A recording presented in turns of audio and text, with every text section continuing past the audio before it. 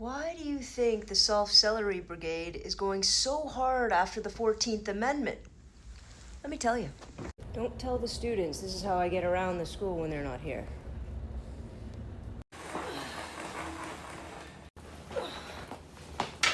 Right, the 14th Amendment, what year was it passed? 1868.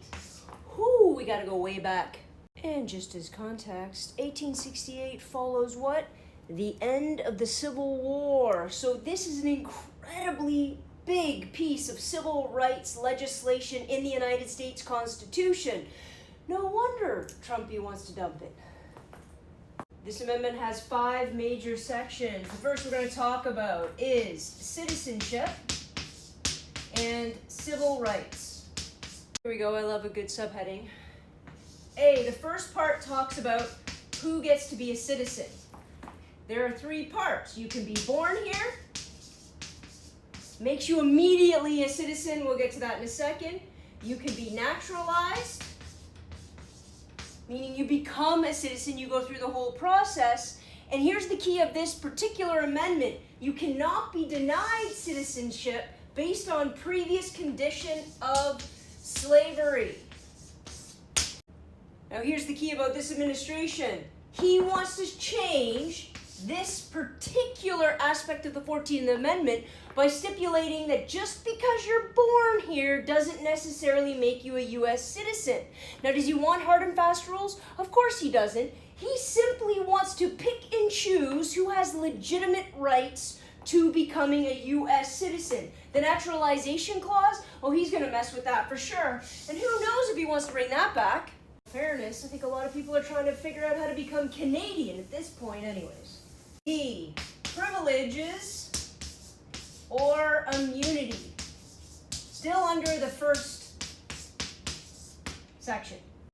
Now this aspect is talking about how no state is allowed to use their power to eliminate privilege or immunity from individual people in the United States. What's this trying to prevent? Discrimination. Of course it's trying to prevent discrimination right after the end of slavery in the United States, because we all know that discrimination now is going to be a driving force in legislation, state and federal, in order to make sure that the oppressed stay oppressed in a different means. I guess Trump wanted to get rid of that one because he really does love a strong discriminatory piece of legislation. D, due process. Now we all know this is the one he's having a big issue with, and here's why. Due process applies to citizens, both born and naturalized, but it also applies to anybody in U.S. jurisdiction, right? So anybody traveling there, any immigrant there, any refugee there, everybody on U.S. soil is afforded due process. That's what separates a democracy from a dictatorship, is the random will of the government to enforce law on anybody they see fit. And if you can get rid of due process for immigrants, for refugees, for people in the United States, let's say for Canadians traveling to Florida, then he can gradually get rid of it for everybody else he doesn't like. D, equal protection. We all know he's looking to get rid of this one. He's looking to get rid of this one because he likes the subjectivity of applying laws as he deems appropriate for any citizen that he wants to deem. In fact, I think equality was struck from all U.S. databases as woke language. What side of the table do you think he sits at in 1861? And 2, appointments of representatives. All right, first we replace the 3/5 clause.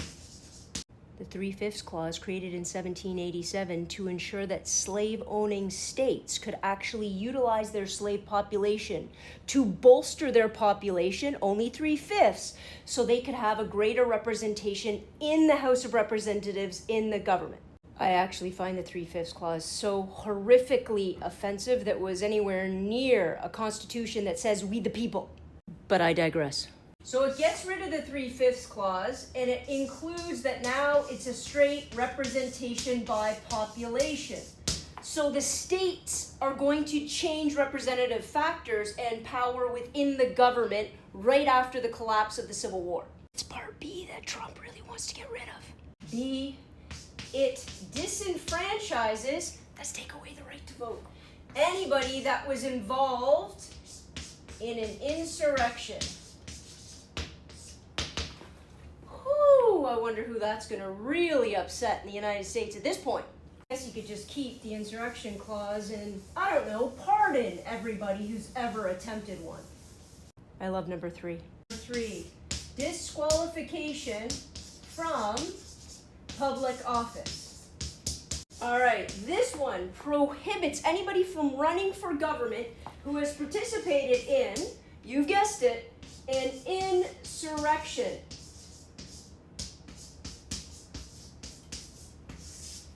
I know what you're thinking, he already got away with it. However, hear me out.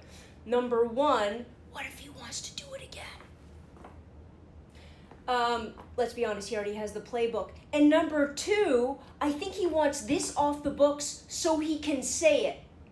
I really believe it's like the end of A Few Good Men when he's like, I want the truth, you can't handle the truth. I think Trump is dying to say what Tom Cruise wants to lead him to say. I wonder if Trump's seen the end of A Few Good Men. 4, national debt and public debt. This is simple.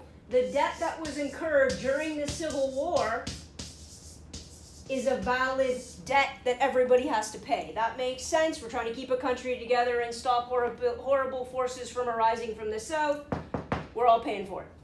I wonder if Trump's looking to get his money back from that.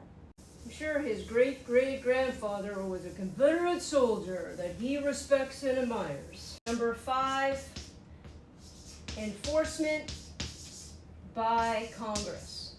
I've worn out my chalk.